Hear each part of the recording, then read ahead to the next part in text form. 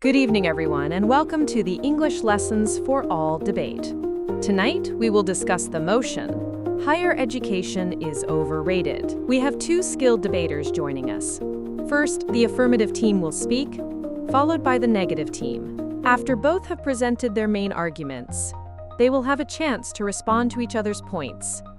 Finally, each debater will deliver a concluding statement. Let's begin with the affirmative team. Thank you, Madam Moderator. Esteemed judges, ladies and gentlemen, the affirmative team stands firmly in support of the motion, higher education is overrated.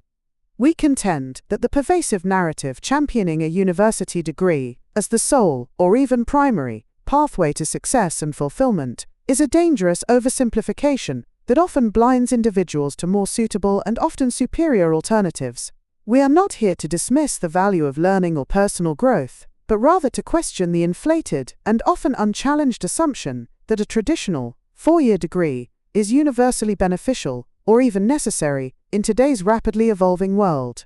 We will demonstrate that the exorbitant costs, the questionable return on investment for many graduates, and the increasing irrelevance of some academic curricula render higher education, in its current form, significantly overrated. Thank you, Madam Moderator. Esteemed judges, ladies and gentlemen, the negative team stands firmly in opposition to the motion, higher education is overrated. We find the affirmative team's assertion that higher education is a mere oversimplification of success deeply concerning. While we agree that a degree is not the sole path to fulfillment, to call higher education overrated is to profoundly undervalue its immense and multifaceted contributions to individuals, economies, and societies worldwide. We will demonstrate that the value of higher education extends far beyond immediate job prospects, encompassing critical thinking, innovation, personal growth, social mobility, and the very bedrock of scientific and cultural advancement. The exorbitant costs cited by the affirmative are an investment, not merely an expense, often yielding significant long-term returns in income, stability, and quality of life. Furthermore, while curricula may evolve, the fundamental skills imparted by higher education, analytical reasoning, complex problem-solving, effective communication, and intellectual discipline are timeless and more crucial than ever in today's rapidly changing world. To diminish higher education is to diminish progress itself, and we are prepared to defend its enduring and irreplaceable worth. Esteemed judges, ladies and gentlemen, the negative team presents a compelling, almost romanticized, vision of higher education, but one that regrettably misses the core of our argument. We are not dismissing the value of learning, critical thinking, or innovation. Rather, we are questioning whether a traditional university degree is the only or most efficient path to these outcomes, and crucially, whether its benefits are universally worth the inflated cost and often limited return. The negative suggests the costs are an investment, but an investment by definition implies a predictable and substantial return. For a growing number of graduates, this investment has become a crushing burden of debt with an uncertain payoff, often leaving them underemployed or in fields unrelated to their costly degrees. This is not a sound investment, it's a gamble that many lose. They tout timeless skills like analytical reasoning and problem solving. We agree these are vital. But are they exclusively, or even optimally, cultivated within the confines of a four-year lecture hall? The modern world demands practical application, adaptability, and skills honed through doing, not just theoretical study.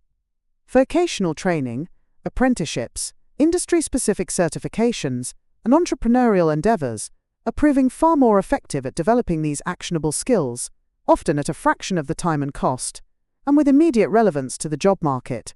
To suggest that diminishing higher education is to diminish progress itself is a false dichotomy. Progress, innovation, and societal advancement have always stemmed from diverse sources, from the workshops of artisans to the self-taught innovators, from community colleges to online learning platforms. Our argument is not against education or progress, but against the uncritical veneration of a single, increasingly costly, and often inefficient model of education that, for many, is simply overrated. Esteemed judges, ladies and gentlemen, the affirmative team attempts to diminish the value of higher education by labeling our defense as a romanticized vision. However, the value we speak of is not romantic, It is empirically demonstrable and deeply foundational. They concede the importance of critical thinking and innovation, yet paradoxically argue that the very institutions most dedicated to cultivating these at their deepest levels are somehow overrated. The affirmative team's claim that higher education is a gamble many lose is a dangerous oversimplification. While student debt is a serious concern, it obscures the overwhelming statistical reality. Graduates consistently earn more over their lifetimes, face lower unemployment rates, and report higher job satisfaction compared to those without a degree. This isn't a gamble. It's a statistically sound investment for the vast majority, an investment that often pays dividends far beyond monetary returns in terms of career stability, social mobility, and expanded opportunities. Furthermore, the suggestion that foundational skills like analytical reasoning and complex problem-solving are not optimally cultivated in a university setting misses the point entirely. While practical skills are vital, higher education provides the rigorous theoretical framework, the interdisciplinary exposure, and the sustained intellectual environment necessary to truly master these timeless skills. Vocational training and certifications, while valuable for specific job entry, simply do not offer the breadth, depth, and adaptability that a comprehensive university education provides. They equip individuals for specific tasks. Higher education equips individuals to adapt to entirely new industries and challenges, to innovate and to lead. To suggest that higher education is overrated because alternative paths exist is a false equivalence. Different paths serve different, equally valid purposes. However, the unique role of higher education in fostering groundbreaking research, pushing the boundaries of human knowledge, and developing a comprehensively educated citizenry remains unparalleled.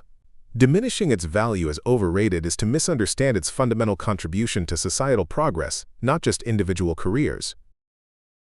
Esteemed judges, ladies and gentlemen, the negative team skillfully presents a statistical defense of higher education, citing lifetime earnings and lower unemployment rates for graduates.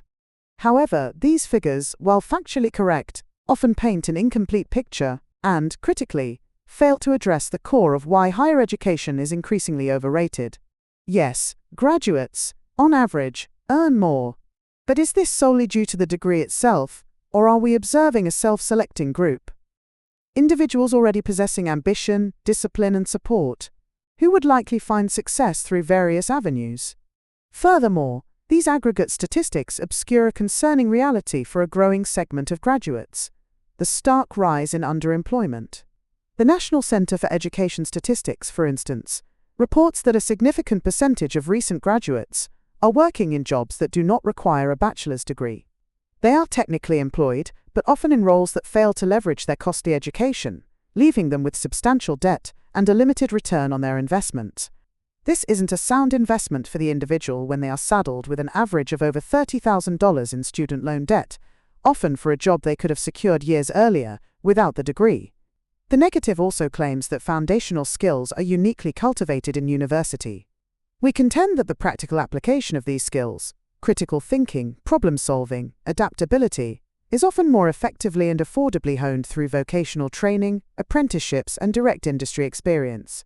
To suggest these alternative paths only equip for specific tasks is to dismiss their evolving curriculum, which increasingly incorporates entrepreneurial thinking, project management, and interdisciplinary collaboration, skills essential for innovation and leadership.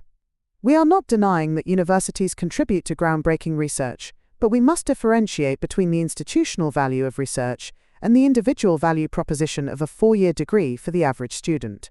For countless individuals, the current model of higher education is simply not the optimal path, and its elevated status as the gold standard is, indeed, overrated. Esteemed judges, ladies and gentlemen, the affirmative team continues to selectively interpret data, attempting to undermine the proven value of higher education by focusing on exceptions rather than the norm. While they acknowledge the statistical reality of higher lifetime earnings for graduates, they then pivot to suggest this is merely due to self-selection. This argument conveniently ignores the very real influence of a university education itself in sharpening those inherent ambitions, providing rigorous frameworks for discipline, and opening doors to networks and opportunities that are simply not available elsewhere. It is not just about who goes to university, but what university does for them. Furthermore, the concern about underemployment for recent graduates, while a legitimate challenge in some economic climates, again, paints an incomplete picture. Many entry-level positions, regardless of industry, may not immediately demand the full breadth of a degree. However, a university education equips individuals with the foundational critical thinking, adaptability, and problem-solving skills that allow for rapid upward mobility, career transitions, and the ability to thrive in an unpredictable job market. Benefits vocational training, by its very nature, struggles to match. To focus solely on the initial job rather than the entire career trajectory is to profoundly undervalue the long-term investment.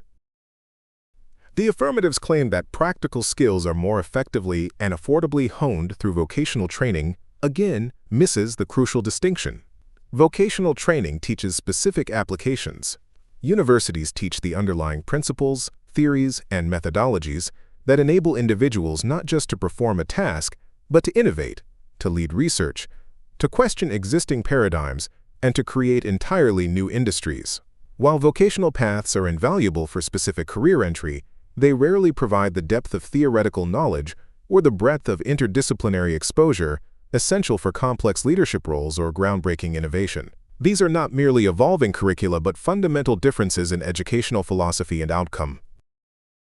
Finally, to separate the institutional value of research from the individual value proposition is a false dichotomy. The individual student benefits immeasurably from being educated within an environment dedicated to pushing the boundaries of human knowledge. Learning from professors who are actively engaged in cutting-edge research, participating in academic discourse, and being part of a community of scholars fosters a level of intellectual development and an expansive worldview that simply cannot be replicated by more narrowly focused training. The gold standard is not an arbitrary title. It reflects a comprehensive, deep, and enduring preparation for both individual success and significant societal contribution, making higher education unequivocally not overrated. Thank you, affirmative and negative teams, for your thorough and engaging rebuttals. We are now approaching the concluding stages of our debate. Thank you, Madam Moderator. Esteemed judges, ladies and gentlemen. We stand before you having demonstrated unequivocally why higher education, in its current pervasive narrative, is indeed overrated. We are not against learning or personal growth. We are against the uncritical veneration of a single, increasingly costly, and often inefficient pathway. We have shown that the exorbitant costs leading to crippling student debt frequently fail to deliver a commensurate return on investment for countless graduates, leaving them underemployed or in roles that could have been achieved without years of expensive study. We have presented compelling evidence that equally, if not more, effective and affordable alternative pathways exist: vocational training, apprenticeships, and direct industry experience, which provide practical, in-demand skills and immediate relevance to the modern job market, without the crushing financial burden. While the negative team has painted a broad picture of institutional value and aggregate statistics, they have largely overlooked the individual's reality, the self-selection bias in success statistics, and the growing segment of graduates for whom the investment has proven deeply disappointing. The gold standard narrative, for many, is simply a relic of a bygone era. Higher education is not universally bad, but its inflated status, its diminishing individual returns, and the viable alternatives available render it significantly overrated in today's world. Thank you. Thank you, Madam Moderator. Esteemed judges, ladies and gentlemen, the negative team firmly believes we have unequivocally demonstrated that higher education is far from overrated. To label it as such is to fundamentally misunderstand its profound and irreplaceable value to individuals and society alike. We have shown that while alternatives certainly exist, they do not offer the same breadth, depth, and transformative power as a university education. The costs, which the affirmative team fixates upon, are indeed an investment, consistently yielding significant returns over a lifetime, not merely in higher earnings and lower unemployment, but in critical thinking, adaptability, innovation, and social mobility. We have highlighted how higher education cultivates the foundational, timeless skills necessary not just for a first job, but for an entire career trajectory of growth, leadership, and resilience in a rapidly changing world. Universities are the crucibles of groundbreaking research, the custodians of intellectual tradition, and the engines of future progress, fostering environments where students learn to question, to innovate, and to contribute at the highest levels. The gold standard is not a relic, It is a testament to an educational model that comprehensively prepares individuals for success and contributes immeasurably to our collective advancement. To diminish its worth as overrated would be to diminish the very bedrock of progress. We urge you to reject the motion and affirm the enduring, invaluable worth of higher education. Thank you. Thank you, affirmative and negative teams, for your insightful arguments and thorough rebuttals throughout this debate. You have both presented compelling cases for and against the motion. Higher education is overrated. This concludes the English Lessons for All debate. We appreciate your participation and thank our audience for joining us this evening.